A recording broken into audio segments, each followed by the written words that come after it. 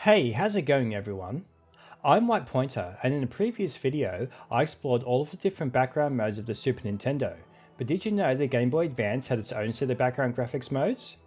Well, it did, so I've decided to put together this video to explain them all. The GBA was a really powerful and, dare I say it, advanced handheld for the time, so what did all of its modes do and how did developers utilize them? Let's find out! Nintendo didn't use the modes of the GBA as a marketing tool like they did with the SNES, so maybe you weren't even aware these existed at all, so let's do a high level overview first. The GBA had 6 different graphics modes it could run in, also sometimes referred to as screen modes or video modes, named Mode 0 through to Mode 5. We'll explore these modes individually, but before we get to that, we need to cover how the GBA actually drew its graphics, because it had the capability to do it in 2 different ways. Firstly, it could function as a tile-based machine, working in the same way that many tile-based consoles that came before it did, like the Super Nintendo. Secondly, the hardware had support for bitmap-based graphics, which essentially drew the image to the screen 1 pixel at a time, in principle working in a similar way to how something like the Sega 32X worked. Mode 0, Mode 1 and Mode 2 were the tile modes, and Mode 3, Mode 4 and Mode 5 were the bitmap modes. It also bears mentioning that, unlike the Super Nintendo, the Game Boy Advance actually had built-in hardware support for sprite rotation and scaling, regardless of what mode it was running in. There was no need to fake it, or use a background or some kind of software-based solution. The sprites genuinely were capable of their own affine transformations. It could draw up to 128 sprites on screen at once in the tile modes, and 64 sprites on screen in the bitmap modes.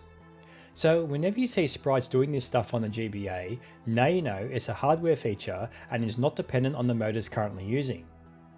It also had hardware support for alpha blending, which provided it with similar functionality to the Super Nintendo's color match circuit and allowed it to create transparency or translucency effects, but it worked in a different way. It didn't need to assign different layers to a main screen and a subscreen, but it did require programmers to define which layers were on top, called the A layers, and which were on the bottom, called the B layers, kind of like a virtual main and subscreen. The alpha blending was then performed between the A and B layers.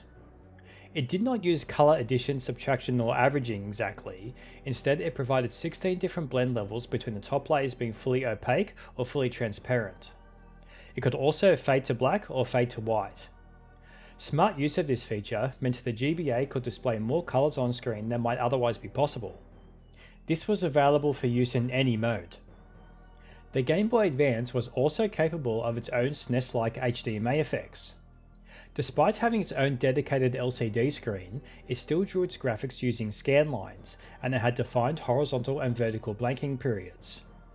The visible resolution is 240 by 160, but the blanking area extends horizontally by an extra 68 pixels and vertically by an extra 68 lines, giving it plenty of extra time to perform DMA and HDMA tricks. Like the SNES, it also had 2 window masks it could use to create or cut out shapes.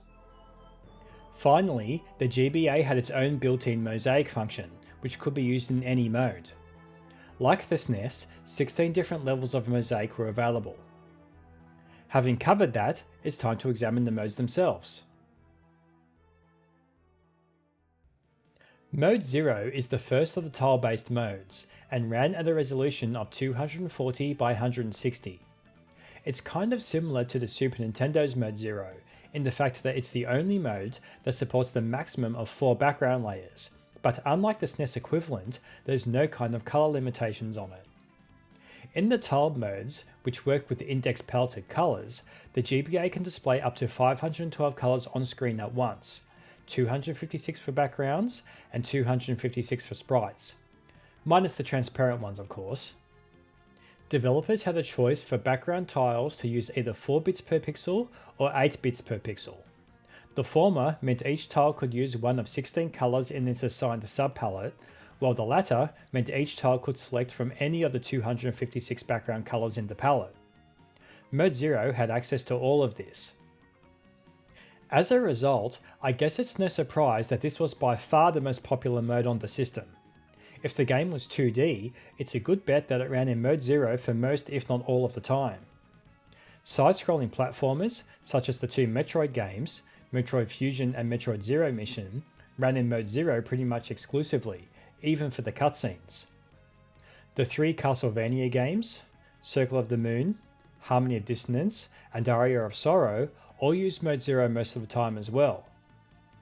Wario Land 4, another great original platformer for the handheld, also ran almost entirely in Mode 0. All of these games make use of all four available background layers at various points. It wasn't just used in 2D platformers though. Top-down or isometric games, like all of the Pokemon titles on the platform, also ran in Mode 0 pretty much all of the time. This includes Ruby, Sapphire and Emerald, and Fire Red and Leaf Green. They don't even switch modes for battles. Not that they need to, I guess, it's just an interesting observation. Pokemon Mystery Dungeon also runs in Mode 0, and even Pokemon Pinball, Ruby and Sapphire uses Mode 0 exclusively. Mode 0 was also used for The Legend of Zelda: The Minish Cap. Some other games that used Mode 0 were Super Street Fighter 2 Turbo Revival, Street Fighter Alpha 3, Guilty Gear X Advance Edition, Sword of Mana, the Mega Man Zero series, the Advance Wars series, Broken Sword Shadow of the Templars, DK King of Swing, the Sonic Advance series, and Golden Sun when in Towns and Dungeons. Sometimes it wasn't always obvious that Mode 0 was being used though, as there were a surprising number of games that used pre-rendered models and or managed to fake a 3D environment in this mode. Most of the Tony Hawk games, for example, surprisingly run completely in Mode 0 for gameplay. The GBA version of Jet Set Radio, while using a different cel-shaded art style, utilised Mode 0 as well. Mario Pinball Land also runs entirely in Mode 0 and puts the native sprite scaling to clever use to create the sense of depth. The version of Max Payne the GBA received is really impressive. You can walk behind walls and there's some verticality to it as you can jump onto higher platforms. It really feels like it's 3D, but this is all in Mode 0. Most ports of Super Nintendo games, such as Super Mario World, Yoshi's Island, Contra 3, the Donkey Kong Country trilogy, and Final Fantasy VI also primarily ran in Mode 0, unless the affine transformations of the SNES Mode 7 needed to be replicated. Speaking of which, Mode 1 is the second tile-based mode, and also runs at a resolution of 240 by 160. It supports 3 background layers without any color limitations, but one of these layers is able to perform affine transformations like the Super Nintendo's Mode 7. Obviously, with 2 extra backgrounds available to use, and its native sprite manipulation, this meant the GBA was able to pull off way more complex and impressive scaling and rotation effects. A really basic example of this in action is the very first screen of Castlevania Harmony of Dissonance.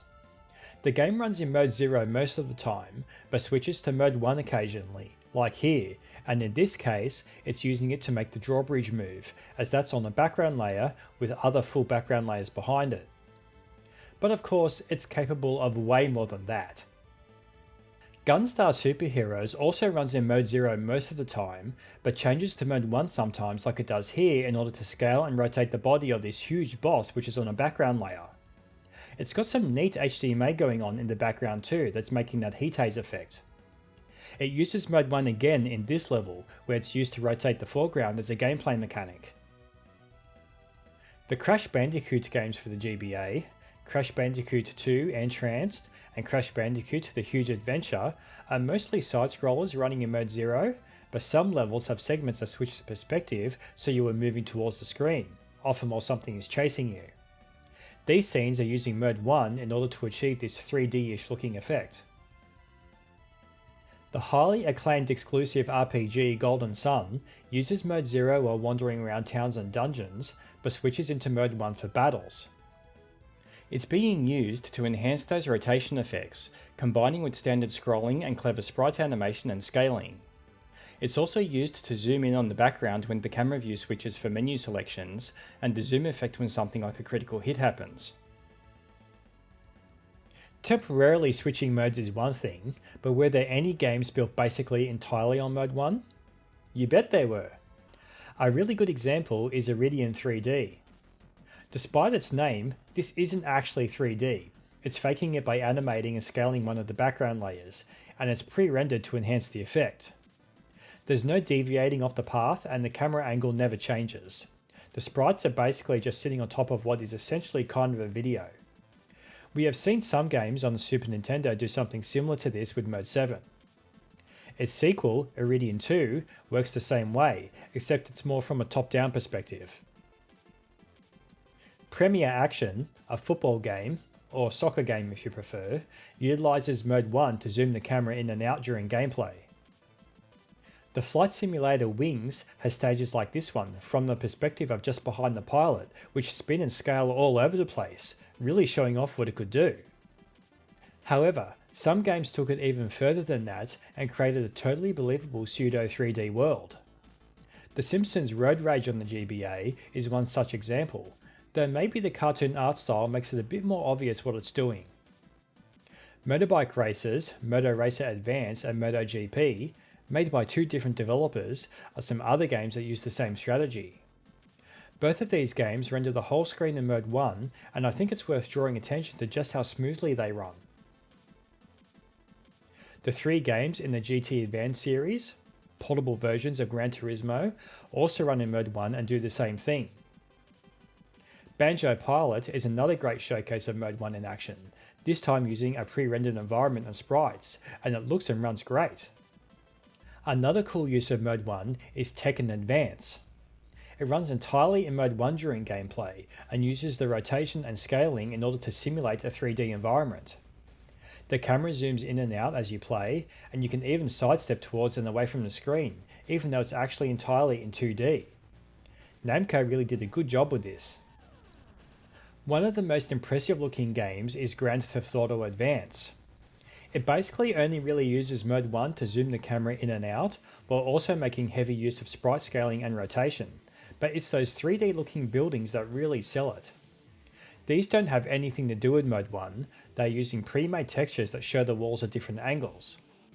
This is only made possible because of the fixed 2D camera angle, and wouldn't work if you could freely move the camera around, and is a really clever solution. Mode 2 was the last of the tiled modes. It had just two background layers, again with no kind of color restrictions, and running at a resolution of 240 by 160. However, not just one, but both of the background layers could have affine transformations applied to them. This gave the Game Boy Advance the capability to have two independently scaling or rotating backgrounds, expanding what was possible with pseudo 3D effects. Unfortunately though, not many games seem to take advantage of this, and Mode 2 was by far the least used of the tile modes. Golden Sun is one game that does actually use the features of Mode 2. It utilises it for the overworld map, making parts of it that are supposed to be at higher elevations rotate at a slightly different speed, giving the world some added realism. For those playing at home, you might have noticed that this gives Golden Sun the honour of actually using all three tile modes at different points during gameplay. Another game that uses all three modes is Gunstar Superheroes. As previously noted, it's in Mode 0 most of the time, and sometimes switches to Mode 1. But occasionally, it also uses Mode 2, like it does for the opening of this level, where you are riding on the back of an aircraft as it's doing loop-de-loops through the air. The two background layers here are the sky and the fog or clouds you are flying through. This layer, if we look at the tile map, is just made up of a pattern of greenish tiles, but it's using the GBA's blending ability to turn it translucent and make it look like fog. This is rotating and scaling separately to the sky behind it. That means, yes, the actual ground that whizzes by underneath you, or above you, or to your left or right, depending on your current orientation, is actually made up of sprites, and the enemies are all rotating and scaling sprites too. There's a lot going on here. I think the most impressive implementation of Mode 2 though has to go to Sonic Battle. They've created what looks like a genuine polygonal 3D environment with complete 360-degree rotation. The basic idea here is similar to Golden Sun's overworld. The ground and the elevated plane are on two separate Mode 2 background layers that rotate and scale independently at different rates. The walls that we see for the elevated platforms are actually all sprites that are doing their own affine transforms in real time as the camera is moving around. It's really cool and shows exactly what the hardware was potentially capable of. Sonic Battle represents one of the rare cases where the core gameplay was built around Mode 2, rather than just using it for specific levels or areas in the game. It's a bit ironic that Nintendo themselves didn't attempt something like this with their own games, but their former rivals did, and pulled it off successfully too. Some other games that used Mode 2 for their main gameplay are actually the FIFA series of football games. I'm not 100% sure why they are set up this way, but the markings on the pitch and the pitch itself are on two separate layers doing their own affine transformations. The crowd in the stands are on the same background layer as the markings. I'm sure they had their reasons for doing it this way, I just don't know what the benefit of this approach is, and all of the games in the series do it. These games also do something else very unique, but I'll circle back to that later. I mentioned earlier that most of the GBA Tony Hawk games ran in Mode 0 because one of them didn't. The very first game in the series on the platform actually, Tony Hawk's Pro Skater 2. I'm not entirely sure why it's using it either, because it's not actually utilising any affine transforms, and the game isn't doing anything that the later games in the series don't do. I guess, being the first game in the series, they were still refining the engine, and figured they didn't need anything offered by Mode 2 in the sequels. This is a good time to pause the mode explanations for a moment to cover mid-frame screen splits. Like the Super Nintendo, the Game Boy Advance could utilise its built-in HDMA to swap modes mid-frame. This wasn't done as often as it was on the SNES, probably because you weren't restricted to just one background layer when using affine transformation, so there was less of a need, but the ability was there and some games took advantage of it. Unsurprisingly, most of these were racing games. Mario Kart Super Circuit would be the most obvious one to start with. This was done with a mid-frame split with Mode 0 in the top segment and Mode 1 in the bottom segment, so the background can scroll with multiple layers left and right independently of the track. Other games that use this setup are Crash Nitro Kart, Colin McRae Rally 2, F1 2002, and Road Rash Jailbreak. The three F-Zero games on the GBA, Maximum Velocity, GP Legend and Climax, all use the same engine, and opted for a slightly different solution.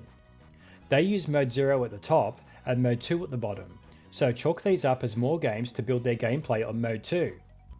Even though the top quarter or so of the screen is Mode 0, it's close enough. And finally, there were some games that split the screen to use Mode 1 at the top and Mode 2 at the bottom, such as Top Gear Rally and ATV Quad Power Racing. This isn't too surprising, as these two games were made by the same developer, Australian studio Tantalus. What it looks like these games are doing is the scenery and objects like fences along the sides of the track are duplicated in the top and bottom segments in order to continue scaling them past the scan line where the split occurs, requiring Mode 1 at the top rather than Mode 0. However, I did find a game that wasn't a racing game that also did a screen split, Mortal Kombat Deadly Alliance. Well, it's two games technically, because there was also Mortal Kombat Tournament Edition, but it's basically the same game with different content as they couldn't fit all of the characters and stages from the console versions onto the handheld. Like the two games we just looked at, these using Mode 1 in the top segment and Mode 2 in the bottom segment in order to use affine transformations to simulate a 3D environment. It's also more obvious why Mode 1 was used in the top segment, because you can clearly see a layer scaling as you move around the arena. There's obviously some compromises, but regardless, the team at Midway who put these games together really did some magic to emulate the experience from the consoles as closely as possible. Mode 3 is the first of the bitmap modes.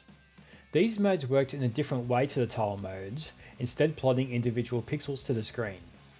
They only had one background layer, which was capable of affine transformations, but the concept of multiple layers doesn't really make much sense for these modes anyway. These bitmap modes were often used for high quality static images like title screens, but were also capable of 3D software rendering. There was no 3D hardware in the GBA, but they could handle 3D software engines. Mode 3 itself uses 16 bits per pixel, non-paletted or direct color, in theory allowing for the full 32,768 colors to be displayed on screen at once, and runs at 240 by 160 resolution. However, this doesn't leave enough space in VRAM for a frame buffer. Mode 3 was used pretty rarely outside of some title screens. My Animal Center in Africa runs in Mode 0 for its gameplay, but switches into Mode 3 for these in-game menus and books, so it can display these photos in more detail. There's a number of other games that do something like this. However, there were a small number of games that used it for gameplay, notably Quad Desert Fury and ATV Thunder Ridge Riders, both made by a studio called Skyworks Technologies. These are fully 3D using a software-rendered voxel engine. I don't think either of them are particularly good games, but they are pretty cool from a technical point of view when you consider they are being done without a frame buffer. Thunder Ridge Riders was released about 3 years after Quad Desert Fury, and you can tell the engine is more optimized and runs at a better frame rate. One interesting application of Mode 3 is that it was used for video playback in the line of Game Boy Advance video cartridges. These were a series that contained between 2 to 4 episodes of a variety of TV shows from various brands, like Disney, Cartoon Network and Nickelodeon, and Nintendo themselves got in on the act with Pokemon. There was even a couple that contained full-length movies from DreamWorks.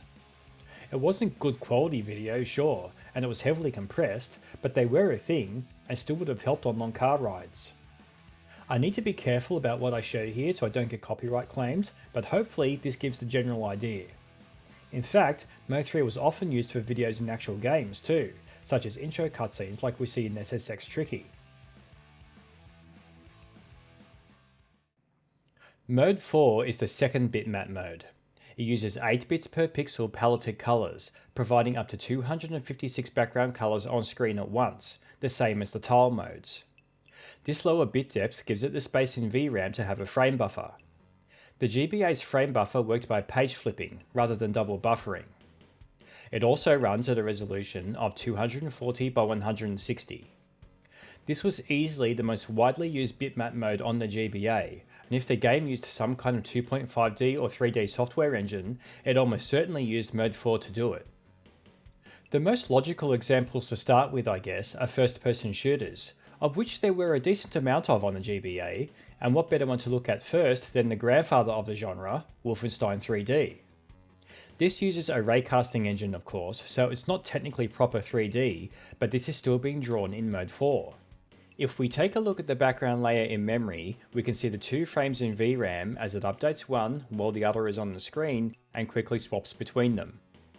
This is what page flipping is, if you weren't sure about that term. If it was double buffering, the new frame would be getting pushed to the screen directly without any swapping going on. X vs. Sever was an early release for the platform and also uses a custom raycasting engine. While looking more advanced than Wolfenstein 3D, it's still pretty basic, but runs quite well and shows what was possible. Stepping more into the realms of quasi 3D, Doom and Doom 2 both also use Mode 4. The player's gun is a sprite, as are the menu options if you pause the game, but everything else is on the background layer. Duke Nukem Advance is a similar story, although the HUD here is also made up of sprites. Dark Arena is another one that fits this category, using a similar, more capable raycasting engine that allows for some up and down movement on stairs and elevators. Ice 9 is perhaps the most impressive. A late release for the GBA, it uses a more advanced version of the engine that powered Doom 2 and Duke Nukem Advance, and you'd be forgiven for thinking this is actually true 3D. You can look up and down to a limited degree, you can move up and down steps and ladders, and there's even a sniper rifle with a zoom function on it. All of these games were optimized well for the hardware and ran at a good pace. Moving on to true 3D, we have 007 Nightfire, and this really starts pushing the limits of the GBA. It looks really good, but runs noticeably slower than the games we just examined, and the controls are a little sluggish. But you can actually look up and down here and move vertically on slopes and stairs to take full advantage of the 3D environment. A studio from Belgium called Visual Impact Productions had a go at a few 3D games for the GBA. Their first was SSX Tricky, and this honestly looks good, runs fine, and plays pretty well for what it is. They did a decent job with this. Third-person shooter Kill Switch received a port on the GBA that was also done by this team, and while it used a different engine to its console big brother, it's still very much fully 3D. It looks great, it runs nicely, it's responsive, and provides an overall positive playing experience. This is the only third-person shooter I'm aware of on the system that's in full 3D. Then they did another Tony Hawk game for the platform, but one that's completely different to the others. This is Downhill Jam, a late release for the system. This is interesting, but I honestly don't think it looks good at all. It's not too bad to actually play, but I don't think it's a good showcase of the GBA's technical capabilities. It looks like it could have been done on the Super Nintendo with the Super FX chip. Their earlier game, SSX Tricky, does this kind of thing better, in my opinion. Their last game for the GBA was Harry Potter and the Order of the Phoenix, and this is pretty intriguing. They've gone with an approach of using pre-rendered environments with 3D character models, similar to something like Final Fantasy VII. Pretty much everything is being drawn to the background layer in Mode 4 here. The only sprites are the button prompts and character portraits that sometimes appear. The studio behind Dark Arena also put out Star X, a pretty ambitious Star Fox clone. It certainly looks the part, unfortunately it doesn't play as well as you'd hope it would. The aiming and movement is surprisingly imprecise and wonky. There were of course a bunch of driving games that went full 3D. All of the Need for Speed games on the Game Boy Advance, and there were 5 of them in total, used 3D engines while running in Mode 4. The first 2, Need for Speed Underground and Porsche Unleashed, look a bit rough around the edges, while the 3 later games, Underground 2, Most Wanted, and Carbon Own the City, have overall better visuals.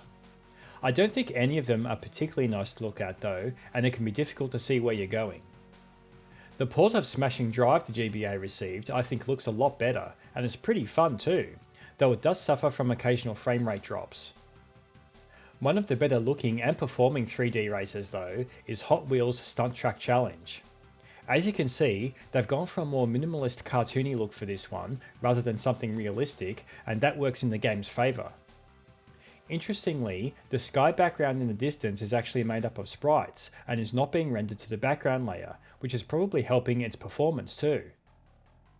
Crazy Taxi Catch a Ride, made by the same devs that did Dark Arena and Star X, definitely looks good, but that comes at the cost of frame rate.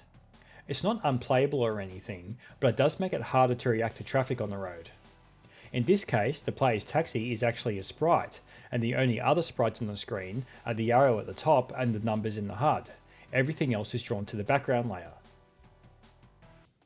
Some of the most impressive 3D games came out of a small French studio led by Fernando Velez and Guillaume Dubail, who were specialists in pushing what was possible on Nintendo's portables. For example, they developed a V-Rally Edition 99 for the Game Boy and Game Boy Color, which was a serious technical feat. So I guess it's no surprise that their first Game Boy Advance game was a port of V-Rally 3, and wow, just look at it. This is some black magic going on here. This looks incredible, runs amazingly well, and plays exactly how you'd expect. There's even an interior view of the car that gets cracks on the windscreen as you collide with walls. Only the car and the track are being rendered to the background here. Everything else, including the skyline, is being done with sprites. After this, they made a game with the same engine called Stuntman, which is a pretty interesting premise in that you're a stunt driver and filming scenes for movies. Once again, the game looks great and zips along at a good frame rate with responsive controls. If you thought those games were remarkable, then check out their next one. Not content with just using their engine to make driving games, they adapted it to make a bona fide 3D platformer. The only genuine 3D platformer on the GBA as far as I know. And what better property to license for this than France's own Asterix comics? Asterix and Obelix XXL, quite frankly, has no business existing on the GBA. It seriously could be mistaken for a PlayStation 1 game.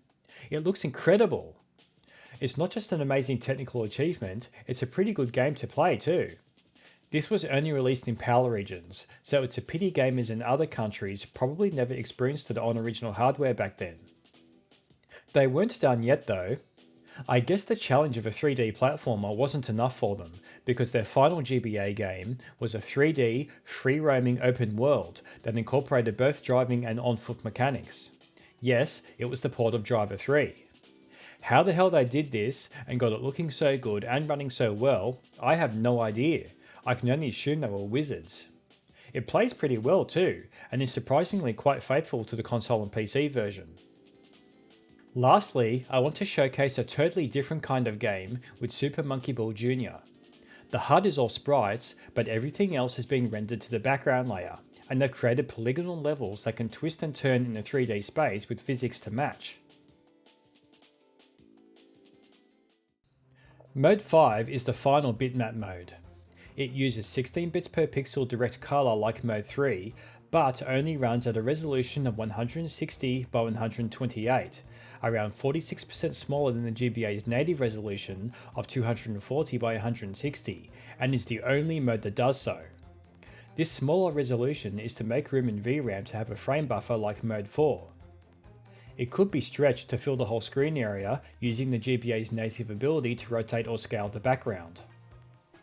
While it seems useful to have access to all of those colours with a frame buffer, unfortunately, like Mode 6 on the Super Nintendo, it appears as though it was never used in any commercial games during the GBA's lifespan. That low resolution was apparently a real deal breaker. Homebrew programmers like Bruno Vetter made a few Mode 5 demos, including a bump mapper, 3D plotter, and rotating texture, but besides examples like these, almost no one was willing to give Mode 5 a go. Almost no one. When I made my video about the modes on the Super Nintendo, I refused to accept the answer that no commercial games ever used Mode 6, and I eventually found one game that did. So you guys know I wasn't going to just say no commercial GBA games used Mode 5 and leave it at that. I was determined to find at least one game that used it for something. And that determination paid off, because I eventually found one game that did. And once again, it's not a particularly weird or obscure game. It's Spider-Man, the game based on the first movie.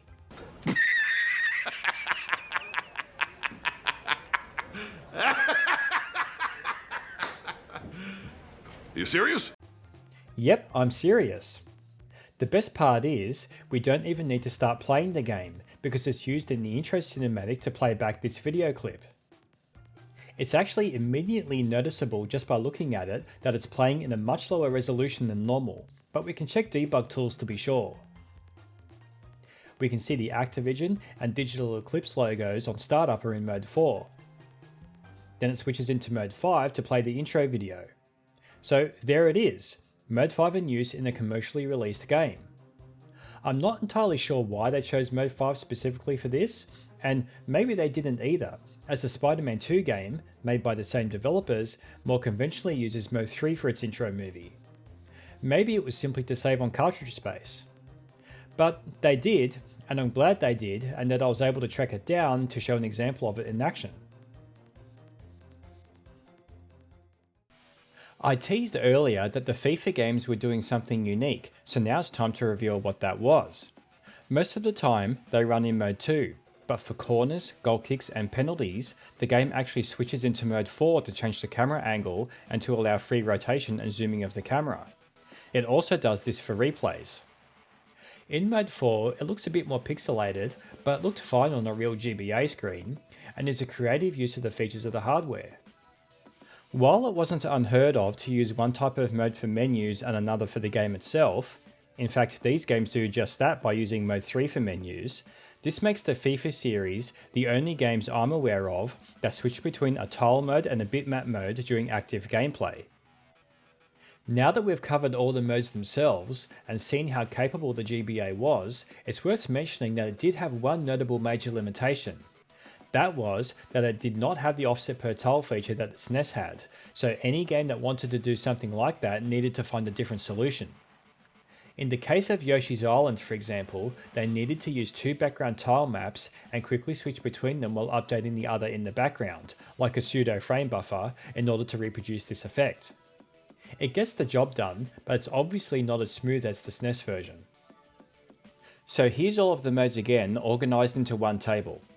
Our fine transformations on backgrounds were not available in mode 0, but they were supported in all other modes, at the cost of losing background layers. Every mode supported sprite rotation and scaling, alpha blending, window masks, HDMA, and mosaic in addition to their unique features. Page flipping was available in mode 4 and mode 5. And that's it, a pretty extensive explanation of all of the Game Boy Advance's background modes, as well as some of its other capabilities and how they all function together. This one took a lot of work to make. Give me a thumbs up if you liked this video, it really helps a lot, and don't forget to subscribe to stay up to date with my content. Thanks for watching, and see you next time. Jump.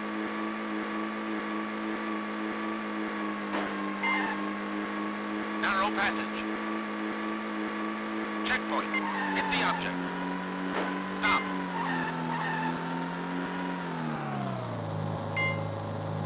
Cut.